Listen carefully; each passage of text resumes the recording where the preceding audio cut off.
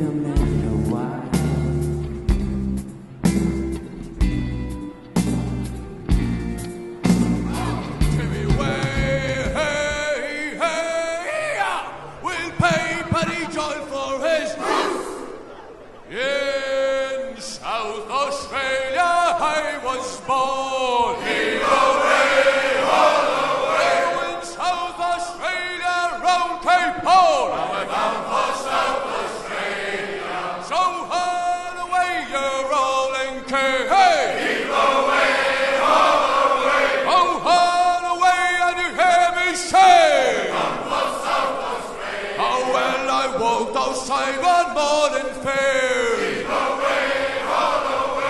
Chance to be sweet Nancy Blair. So haul away your rolling cage. Heave away, haul away.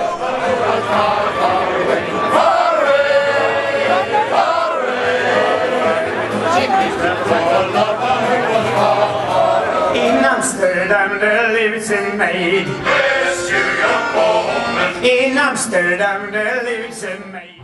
Stavanger har verdens beste havn for å arrangere tallship race. Fordi at alle skutene, altså du ser sånn som her, så er jo skutene, de ligger 2 og 3 på utsida av hverandre, og det blir så intimt.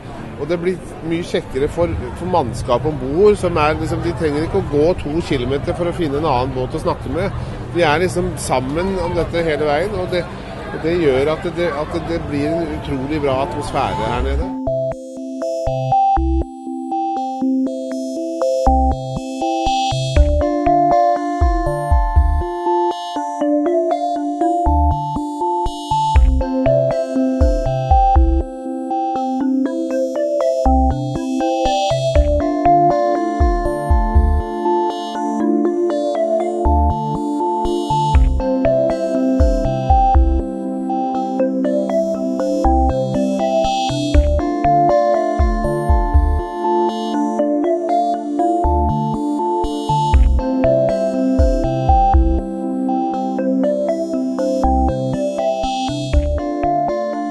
Well, it's a beautiful city, and what is very good here is that everything is close by.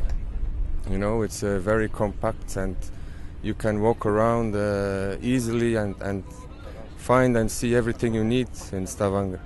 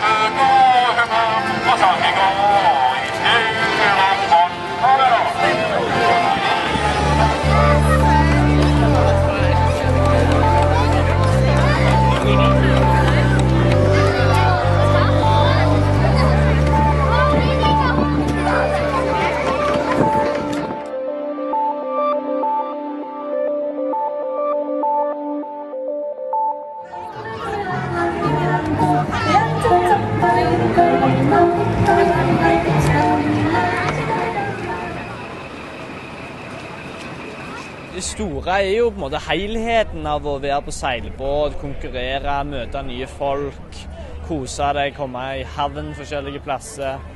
Så det er jo liksom hele opplevelsen som er viktige. Så er det jo så kjekt at Tallship kommer tilbake her.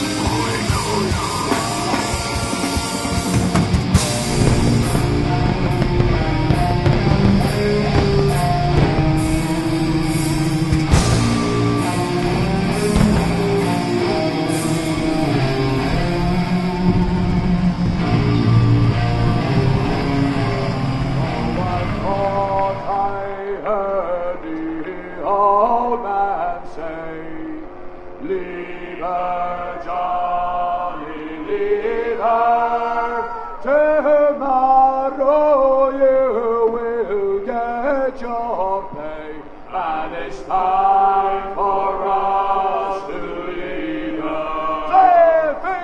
Leave her, Johnny, leave her. Whoa, leave her, Johnny.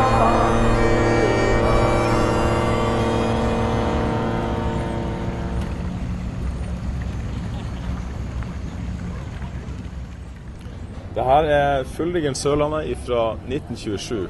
Det derfor verdens eldste fullrigger. Her alt originalt, og det lukter kjære ombord. Det sånn det skal være. Og nå har vi kommet til Norge, til Stavanger, hvor det til slutt ble sol, godt vær, kjempegod stemning, shanties hele dagen. Mye mat, mye musikk. Alle blir jo glad. Det her bra. The sun shines bright as it moves across my face. I feel the light and everything is in its place. Oh, I woke up feeling great. Today was made for me, and life is good the way it should, the way it